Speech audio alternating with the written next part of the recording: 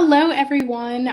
Thank you for joining Working Your Worth in the Workforce during the COVID-19 crisis. Before we get started, I wanted to again ask you all the question that I'm going to ask every single week. And that question is, are you ready to work your worth? So just a reminder, throughout today's session, as well as next week's, we will be utilizing the chat box as much as possible. So feel free to put any excitement or any responses inside of the chat box at this time to answer this question. And as we are going throughout today's session, feel free to utilize it as much as possible so that we can make today interactive. So thank you, Alexis. I see a yes with an exclamation point and a smiley face. So very excited for you all to join and to move forward with working your worth. So for those who are joining us again, welcome back. And for those who are joining us for the first time, welcome. We look forward to having you join us on this journey of learning more around working your worth. Again, for those who are joining for the first time, my name is Alyssa Louise McCall, and I'm a psychotherapist here in Washington, D.C. So just a quick reminder with a few logistical pieces. This is a 3-part webinar series. So last week we touched on the pieces around honing your sparkle and what that means. This week we'll be diving in a little bit more around assessing your needs and going through some tools that you can utilize in order to do this. And then for next week, which will be unfortunately our final session, we'll be walking through boundaries are not an option, which again speaks for itself with that infamous B word of boundary setting. So looking forward to having you all join us again next week as well. When looking at our journey throughout this time of us learning a little bit more around working our worth in the workforce, you'll notice that it's kind of touching on these 3 pieces, where the first week is about learning to really love yourself and seeing how that connects into today's session with being in tune with your needs and learning a little bit more around why it's important to have that self-love in order to be in tune with your needs. And then next week, we'll be focusing on pieces around how you can advocate for yourself. So that will tie everything together with looking at some of those needs that you do have and what things are important to you so that you can take some time to advocate for yourself. So just a quick recap of some of the things that we looked at last week. I know I started off last week's session with asking you all to, of course, introduce yourself and say your name, but also to say one thing you like or admire about Michelle Obama. And I asked you that question because oftentimes when we are asked to say something that we like or admire about somebody else, it comes pretty quickly to us. And especially for somebody like Michelle Obama, we may easily think of a lot of different things that we love or admire about her. So with that being said, I hope last week's activities really helped you to be able to think of some of those things for yourself and be able to have that same quickness when asked that question, but for yourself. So for example, if right now I asked you the question of what's one thing you like or admire about yourself, hopefully you're able to now think of some of those characteristics and factors off of the top of your head. Next, we kind of walked through some of the differences between self-efficacy and self-esteem, but how they're both very important when it comes to working your worth in the workforce and the role that they both play in order for you to increase that self-love that you have for yourself. And then lastly, we walked through 3 different activities that can help you to increase both of these things. So some of those activities that we looked at were these 3, with making that list of those 10 characteristics that you like or admire about yourself, turning them into affirmations to utilize daily. And then lastly, ending each workday with some personal reflection. So listing off 2 things you did well that day or 2 things that you accomplished so that you're also taking some time to really focus on some of those strengths that you have rather than the negatives or the things that you may not achieved or may not have accomplished. I'm going to do a quick poll right now. So asking you all, for those of you who did tune in last week, when thinking about some of those activities that I just walked through, who did at least one of the activities mentioned last week? And, please be honest, but very excited to see what you all are incorporating during this time and hearing a little bit more around what things you are incorporating into your day-to-day routine. So click onto the poll and take some time to answer which option you ended up doing.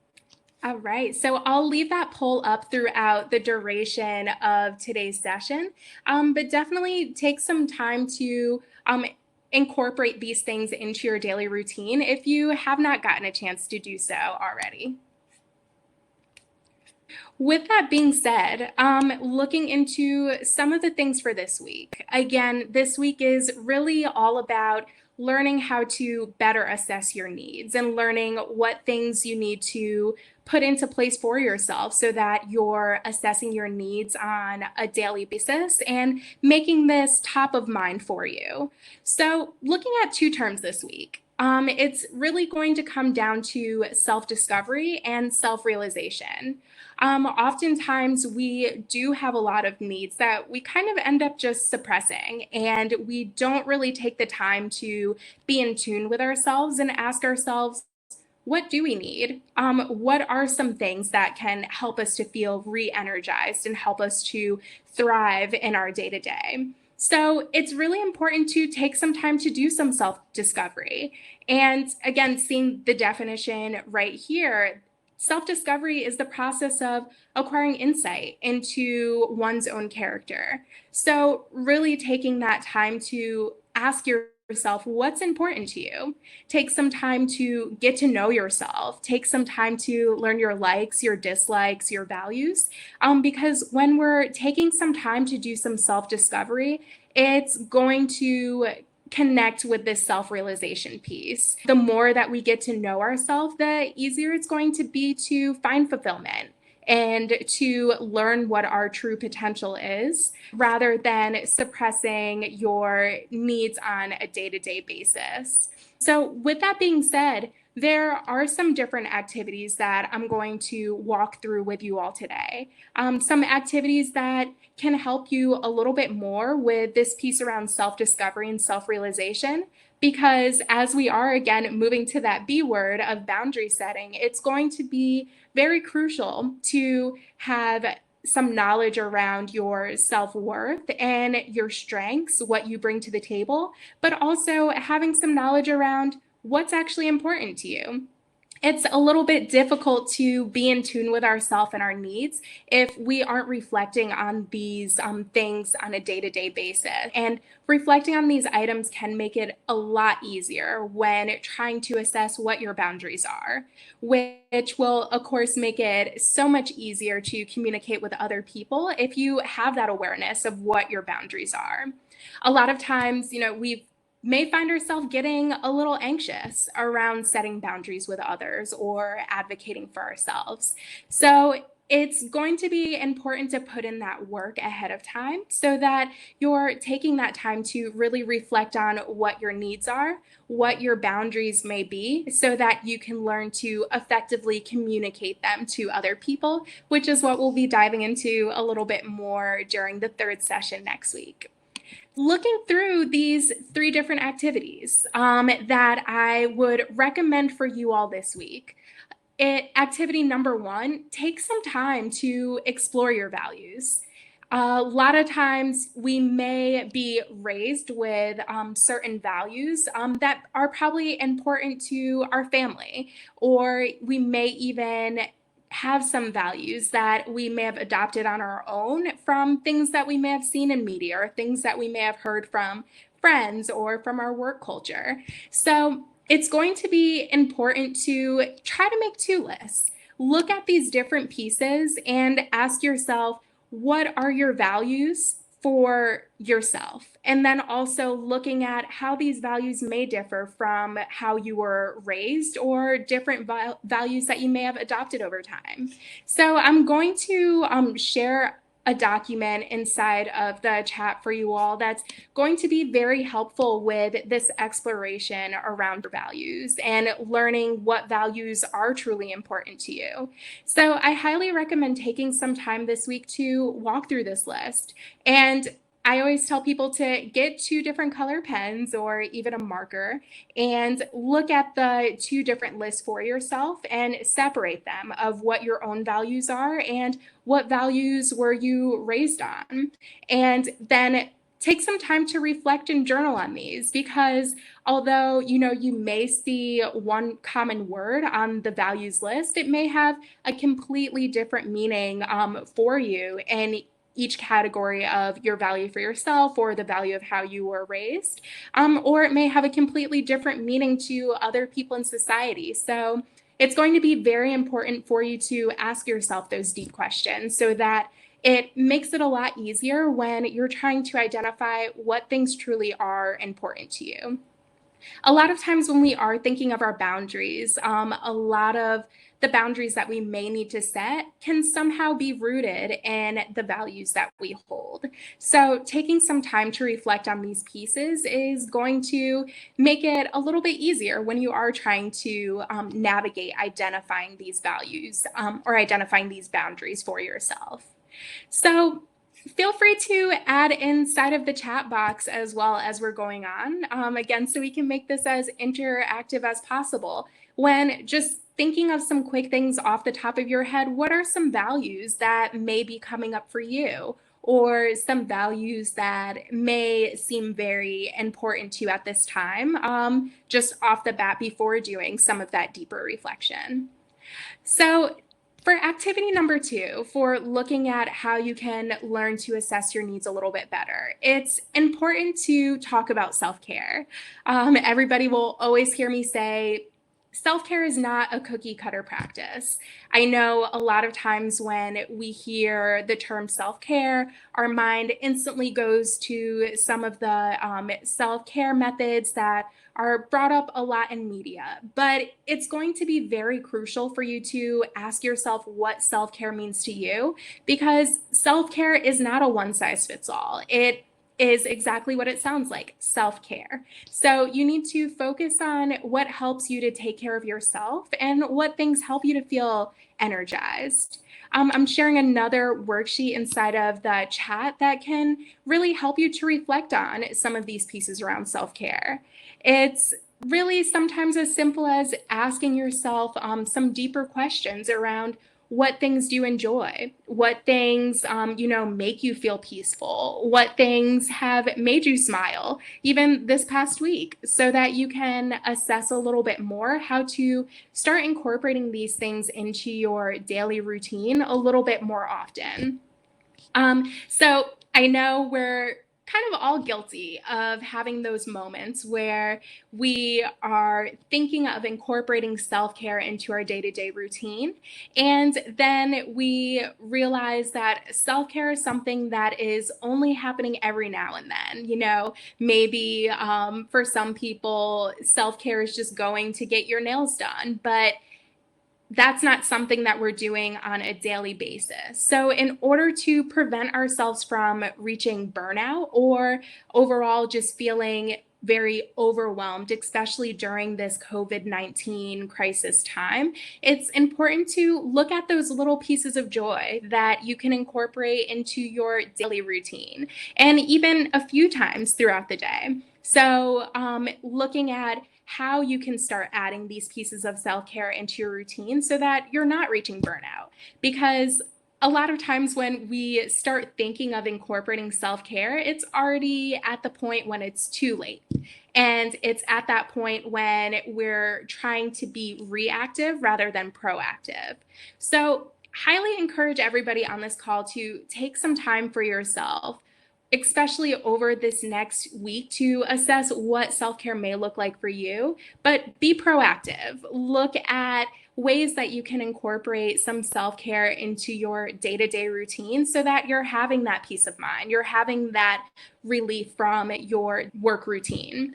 Because one thing that is coming up for a lot of people right now who may be working from home during this COVID-19 outbreak is that work and home life is starting to blur together and mesh together. So, having that routine that gives you some time to step away from your work routine and having that separation between your work routine and your home or relaxation routine is going to be very beneficial to ensure that you're having that separation and not getting as overwhelmed during this time. And your day is not just blurring together and your weeks are not just blurring together. I know a lot of people right now have been sharing a lot of funny memes around how we're all kind of forgetting what day of the week it is during this time, which is natural when we're not having that separation between our work and home life. So, identify what ways you can use self care as that separation for yourself this week and utilize this self care planning worksheet to help yourself really dive in and reflect a little bit more what things can be beneficial for you to get that relief.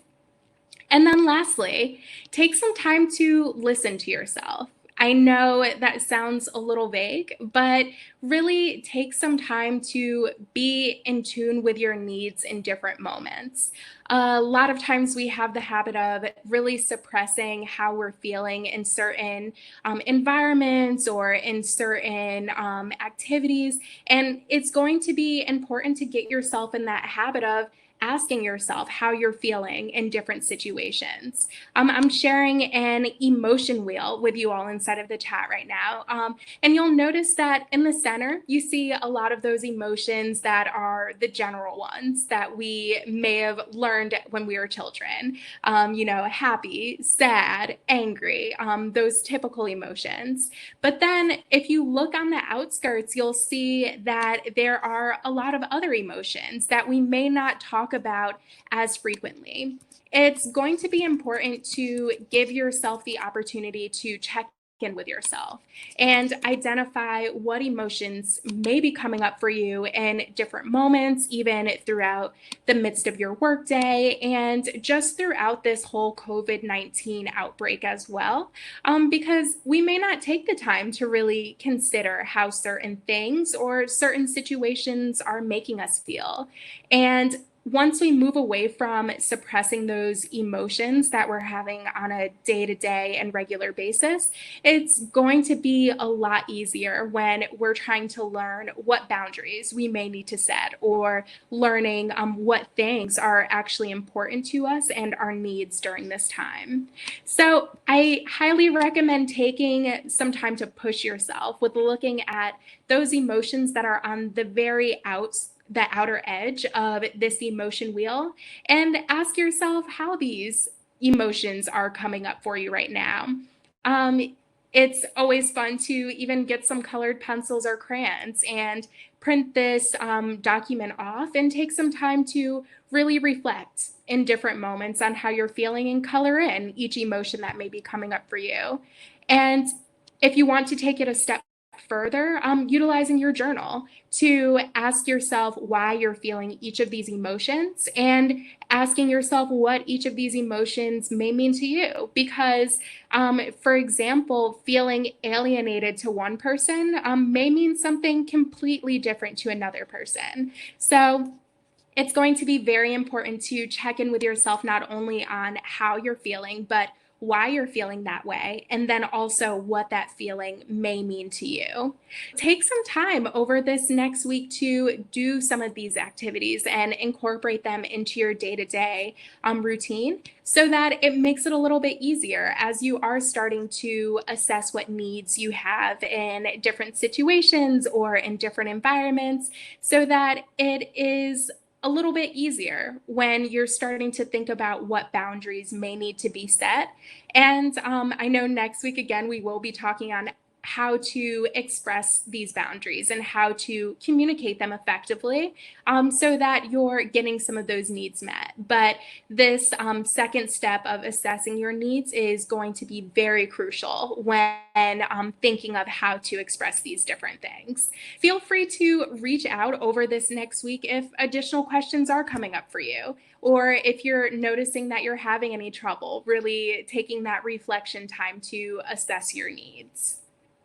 I'll pause there for a moment just to check in with everybody. Are there any questions or comments that may be coming up for you? Again, feel free to utilize the chat box in order to ask some of these questions, or you can raise your hand to request to speak, and I'll unmute you so that you can ask your question verbally. But I'll pause for just a second to let you all reflect and see if any questions are coming up for you at this time.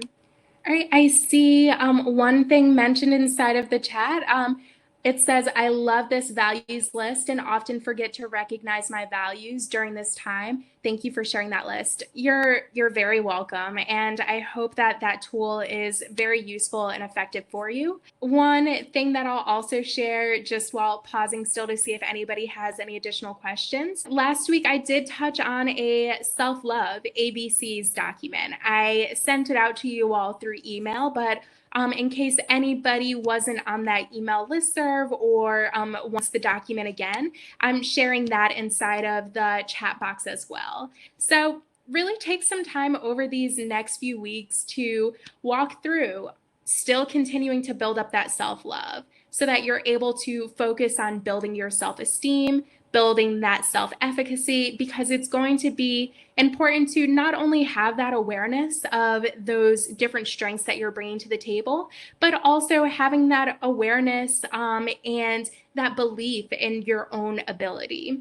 So with that, while taking some time this week to really dive in and assess your needs and understand what boundaries need to be set in order for you to feel more energized on a day-to-day basis and feel like you're having balanced relationships and getting your needs met during this very hectic and crazy time, it's going to be important to kind of combine these two together so that all of this is taken into consideration.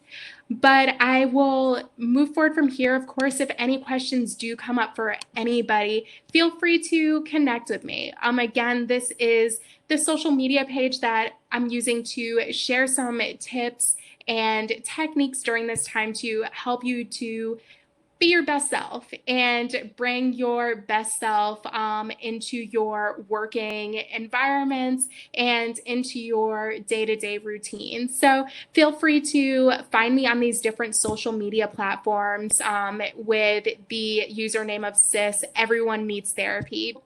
I am a psychotherapist in DC, so feel free to contact me if needed, whether it's to get additional insight on some of these activities that we've walked through today, or if it's to hop on a quick care call so that I can answer additional questions for you or help you to navigate the therapy arena and identify whether or not therapy may be right for you right now with some of the things that you're experiencing and going through.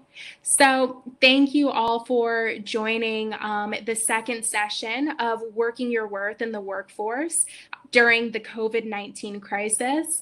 Again, my name is Alyssa Louise McCall, and I wish you all the best of luck this week as you're not only taking some time to hone your sparkle, but now adding in that second piece into your toolkit of assessing your needs. Thank you all, and I look forward to seeing you again next week.